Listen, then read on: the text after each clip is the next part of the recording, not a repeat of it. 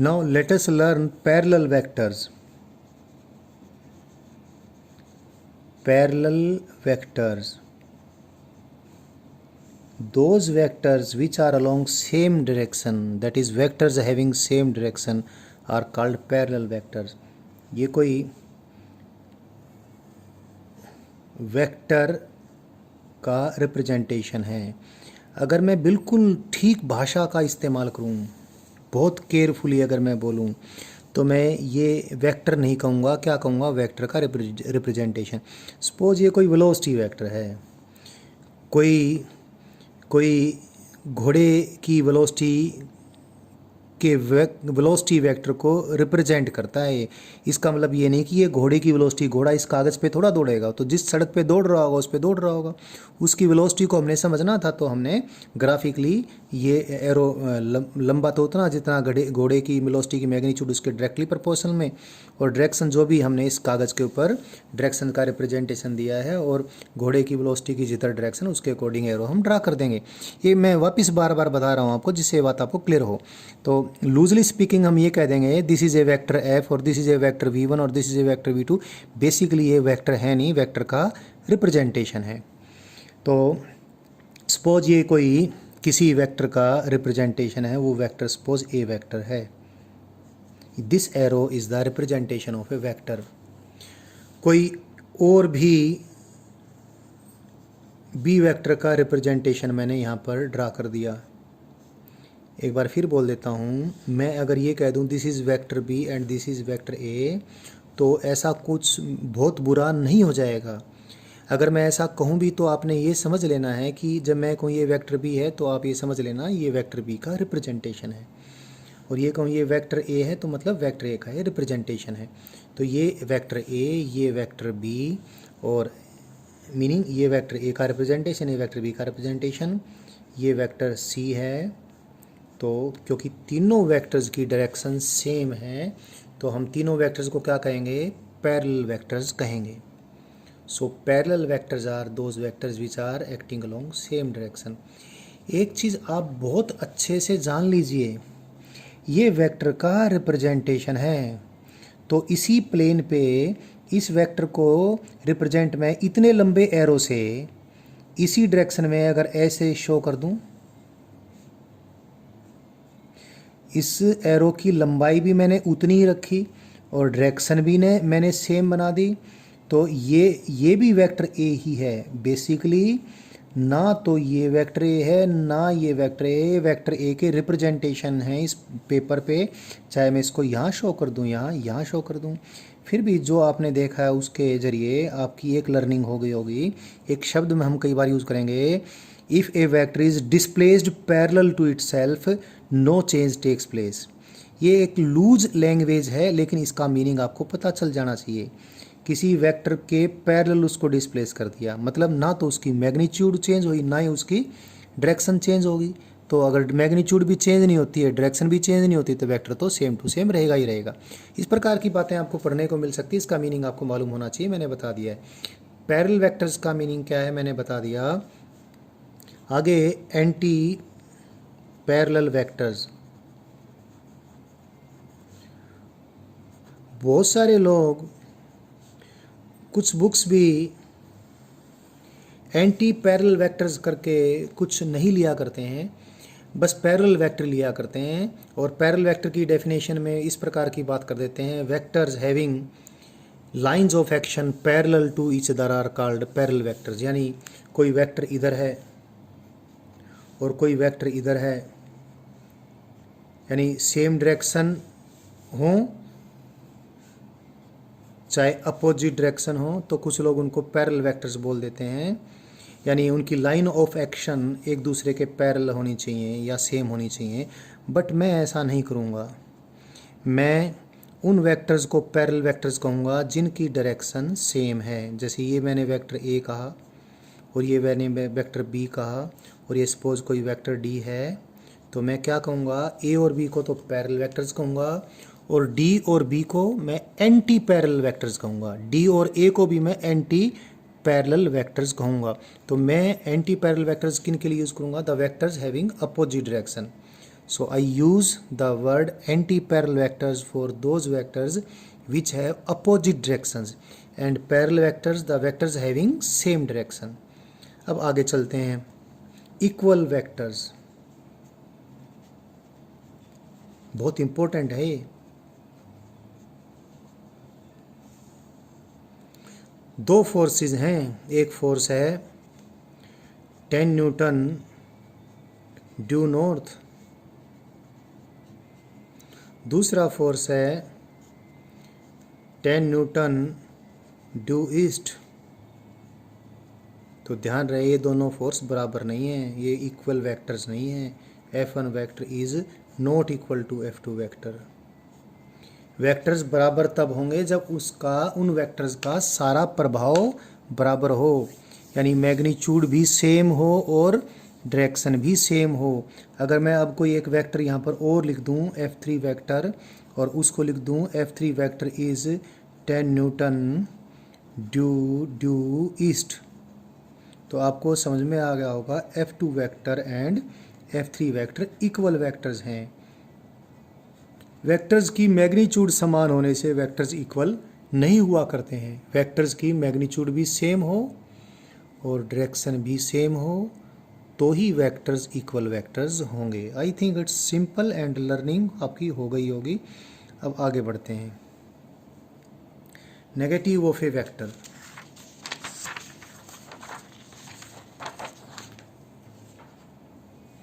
Negative of A vector.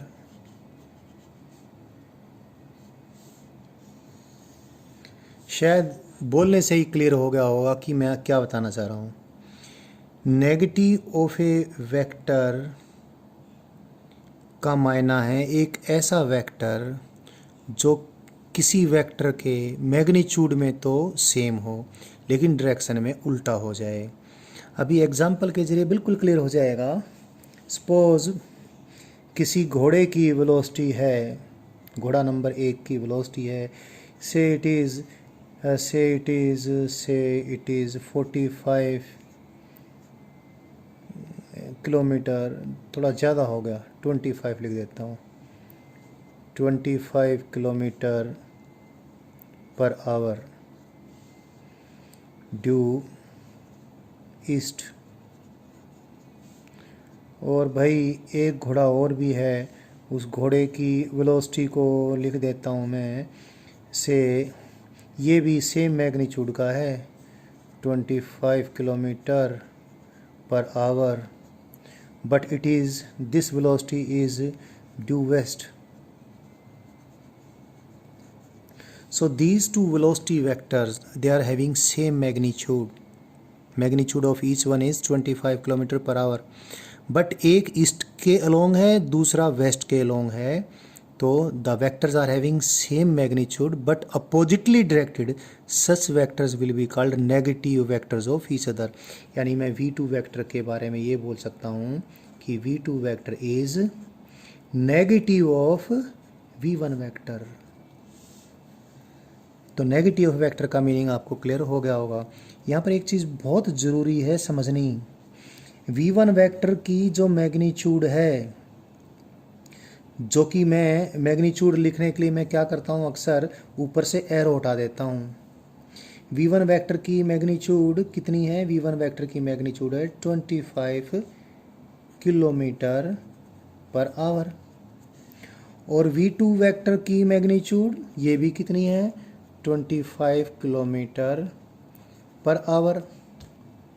अब ऐसे लिख दिया तो कोई चक्कर नहीं है, बट जो V2 वेक्टर है, V2 वेक्टर को V2 वेक्टर लिखने के बजाय, V2 वेक्टर लिखने के बजाय अगर मैं -V1 वेक्टर लिखूं तो, क्योंकि V2 वेक्टर क्या है? -V1 vector, negative vector V1 है. तो अगर ऐसा लिखा हो और मैं पूछूं कि -V1 वेक्टर की मैग्नीट्यूड कितनी है, तो क्योंकि अभी आप लर्निंग कर रहे हो तो कई बार बच्चा क्या कर देता है, इसके ऊपर से एरो हटा देता है और -V1 वेक्टर की मैग्नीट्यूड -V1 लिख देता. नहीं, -V1 वेक्टर की मैग्नीट्यूड भी, -V1 वेक्टर की मैग्नीट्यूड एग्जाम्पल देखें, 25 किलोमीटर पर आवर है कि मैग्नीट्यूड भी, v1 वेक्टर की मैग्नीट्यूड भी,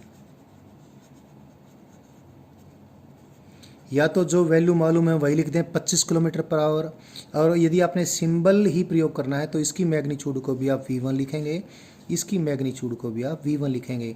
air this negative sign is not for magnitude, this negative sign is for direction. So किसी वेक्टर के नेगेटिव वेक्टर की भी मैग्नीट्यूड वेक्टर की मैग्नीट्यूड के ही बराबर होती है। ये तो आप आसानी से समझ जाते हो, बट जब आप इसको लिखते हो नोटेशन के फॉर्म में तो कई बार गड़बड़ कर लेते हो। हाँ, इस प्रकार से अगर मैग्नीट्यूड लिखते हो तो कभी कोई गड़बड़ नहीं करते हो आप। v1 वेक्टर की मैग्नीट्यूड को आपने ऐसे लिख दिया, और माइनस v1 वेक्टर की मैग्नीट्यूड को भी आपने ऐसे लिख दिया, और मॉडुलस लगाते आप समझ ही जाते हो तो पॉजिटिव वैल्यू ही लिखनी है। तो माइनस v1 वेक्टर भी कितना है, माइनस v1 वेक्टर की मैग्नीट्यूड भी कितनी है, माइनस v1 वेक्टर की मैग्नीट्यूड भी v1 है, और v1 वेक्टर की मैग्नीट्यूड भी कितनी है, v1 है। और ये आसानी से आप समझ में आ जाती है, इसमें कोई दिक्कत नहीं होती। लेकिन जैसे आप देखते हैं कि बार बार मॉडुलस लगाने में भी कई बार बच्चे को परेशानी हो जाती है। मॉडुलस भी लगाओगे, ऊपर ये एरो भी लगाओगे, तो इसमें ही थोड़ा सा अगर आपको परेशानी अगर होती है तो आसान तरीका यही होता है कि वेक्टर की मैग्नीट्यूड जब हम रिप्रेजेंट करते हैं तो एरो उसके ऊपर से हटा देते हैं, मॉडुलस भी नहीं लगा देते हैं, तो उसका मतलब वेक्टर की मैग्नीट्यूड ही है। लेकिन उसमें कहीं ये गड़बड़ ना कर लें आप, माइनस v1 वेक्टर की मैग्नीट्यूड पे एरो उठाकर कभी माइनस v1 ना लिख दें, यानी माइनस v1 वेक्टर की मैग्नीट्यूड कभी आप माइनस v1 ना लिख दें। ये आपने बहुत ध्यान रखना है इस बात का। माइनस v1 वेक्टर की मैग्नीट्यूड भी v1 और v1 वेक्टर की मैग्नीट्यूड भी v1। नेगेटिव ऑफ वेक्टर तो क्या है ये मैंने बताना ही था, और साथ में एक लिखने से रिलेटेड प्रिकॉशन थी जो हमने आपको बतानी थी, शायद क्लियर होगी। अभी भी शायद कुछ परेशानी किसी बच्चे को हो सकती है, तो एक बार फिर बता देता हूँ। अगर मेरे पास कोई फोर्स वेक्टर है, से it is 100 Newton due south, तो जब इसके अपोजिट वेक्टर लिखेंगे तो वहाँ तो मैंने F1 F2 V1 V2 use कर लिया था, तो आमतौर पे ऐसा नहीं यूज़ करते हैं। अब मैं ये इसको F1 और इसको F2 लिखने के बजाय इसके अपोजिट वेक्टर को माइनस F वेक्टर ही यूज़ करूँगा। F vector 100 Newton due south, और माइनस F वेक्टर का मायना, इसका मायना है 100 न्यूटन ड्यू नॉर्थ। तो माइनस F वेक्टर की मैग्नीट्यूड भी 100 न्यूटन है और F वेक्टर की मैग्नीट्यूड 100 न्यूटन है, यानी F वेक्टर की मैग्नीट्यूड को भी मैं,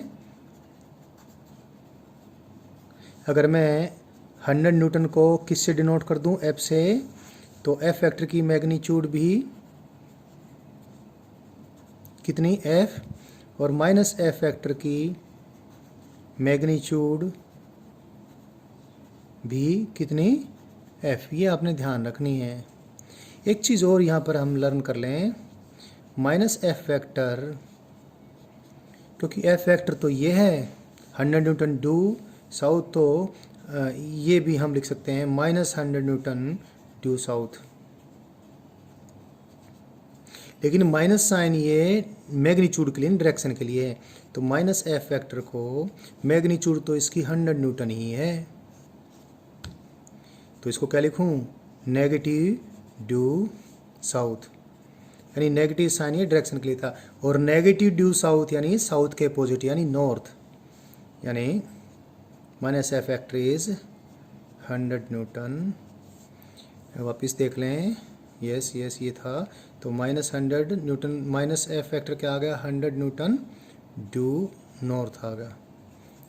यानी इसको अगर ऐसे लिखें, ऐसे लिखा मिल जाए तो ये नेगेटिव साइन मैग्नीट्यूड के लिए नहीं है, नेगेटिव साइन डायरेक्शन के लिए है, और साउथ की नेगेटिव डायरेक्शन यानी नेगेटिव ड्यू साउथ क्या है, नॉर्थ डायरेक्शन है। तो ये थोड़ा आपने ध्यान रखना है।